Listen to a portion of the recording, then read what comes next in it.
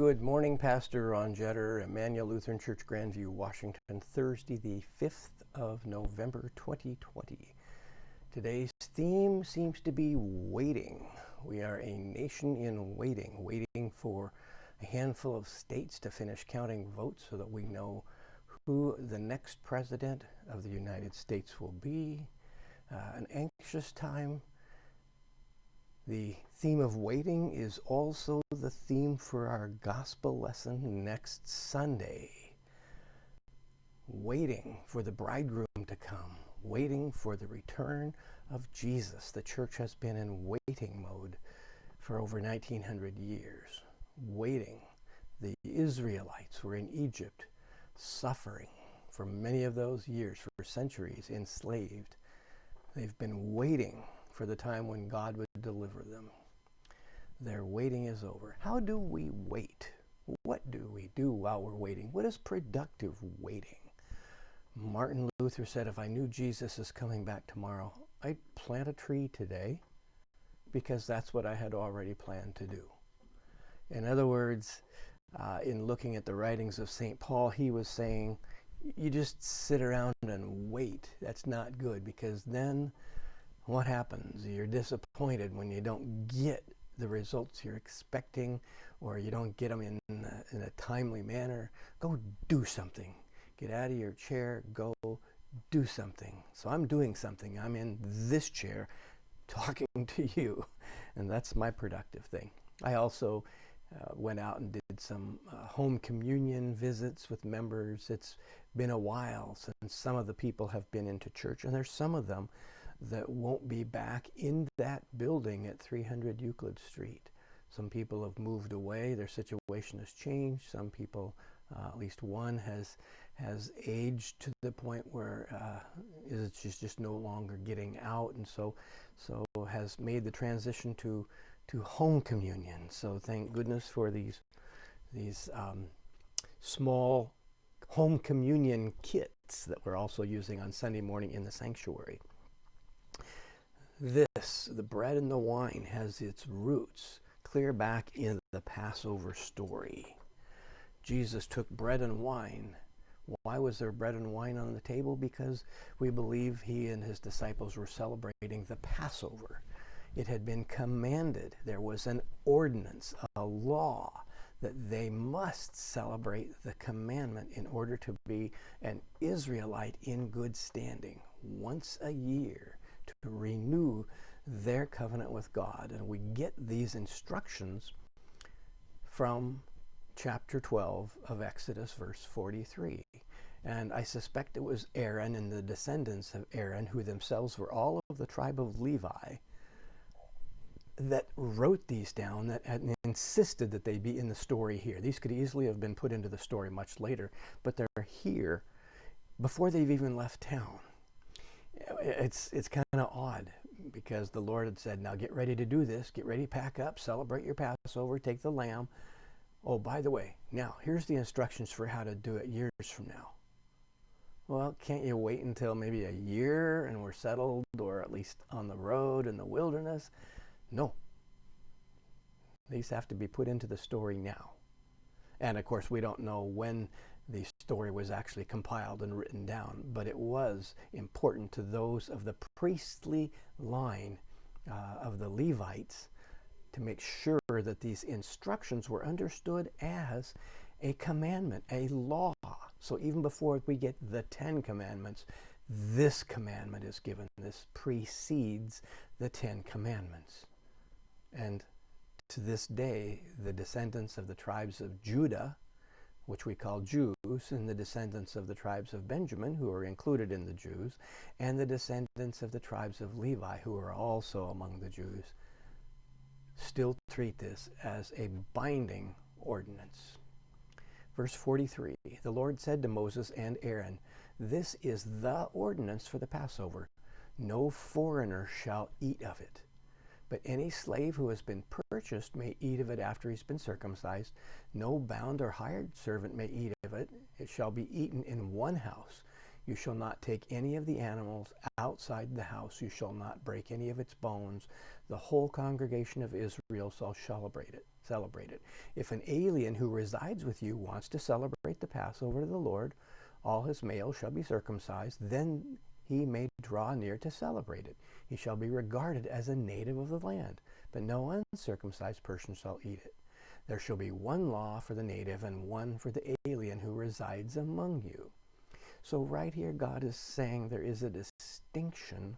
I want people to make a permanent kind of commitment, a permanent physical change to your bodies as a symbol of your intent to keep that commitment. And then you can celebrate the Passover, slave or free, Jew or Gentile. It makes no difference. If you desire to eat it, eat it. The Israelites did just as the Lord had commanded. That very day, the Lord brought the Israelites out of the land of Egypt, company by company. It's interesting in these instructions. They haven't yet left the land. They are slaves, but they're told, now if they're slaves that want to eat your Passover, if they're circumcised, well, they are slaves. How could they have slaves?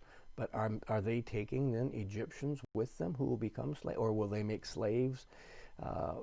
Slavery, that's one of those questions.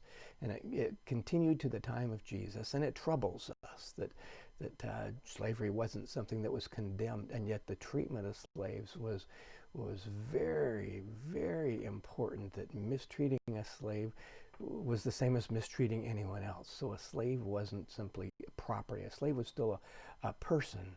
They simply didn't have as much freedom. Chapter 13, the Lord said to Moses, consecrate to me all the firstborn, whatever is the first to open the womb among the Israelites of human beings and animals is mine. So they take the firstborn of every generation. The Lord has spared them or will spare them, and they are then blessed to the Lord. If any of you have seen The Lion King, either on stage or the movie version or the animated movie version, where the Simba holds up this little baby lion there, and or is it Mustafa holds up Simba, I guess, in the beginning, but in the end of it, Simba holds up his child too, so, or his lion cub up there on Pride Rock. And I think the ceremony is probably similar to that Lord, receive this child. We do the same thing. We bless children, we baptize them when they are small, when they are infants. But not just the firstborn, we do it for all of them. Verse 3, Moses said to the people, remember this day on which you came out of Egypt, out of the house of slavery, because the Lord brought you out of there by strength of a hand. No leavened bread shall be eaten. Today, in the month of Abib, you are going out. The month of Abib. It's not in the Jewish calendar. So it must be in the Egyptian calendar, because this is the month of Nisan. Now, the 10th or the 14th day of the month of Nisan. The 14th is the day when... And Sunnyside is right there, and then I can get it whenever you're seeing. So much for putting the phone on stun, huh? Yeah, anyway, back to the story here. Verse 17. When Pharaoh let the people go, God did not lead them by way of the land of the Philistines, although that was nearest, for God thought, if the people face war, they may change their minds and return to Egypt. These were not yet in fighting shape. They were not war-worthy. Remember, way back to Abraham, hundreds of years ago, Abraham had basically a fighting force with his men on the ranch.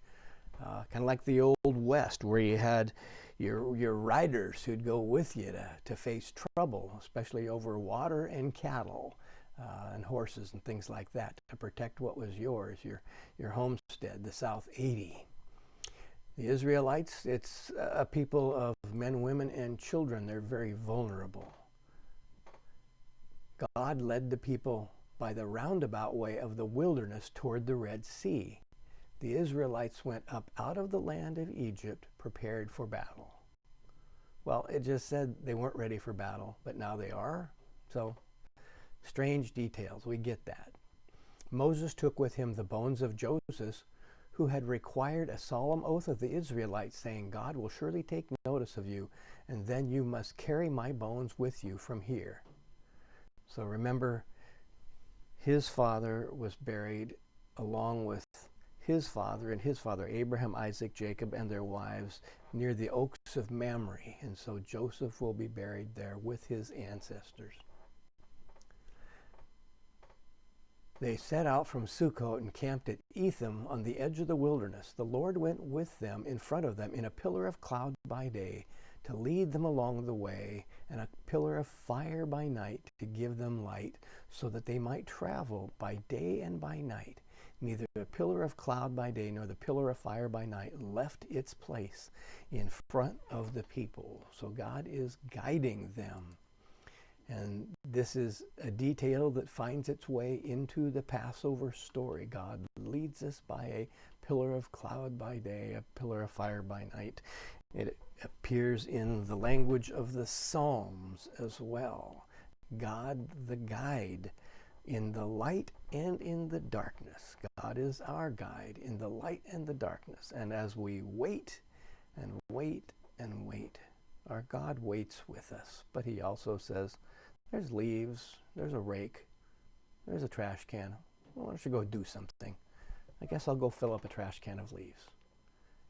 See you tomorrow.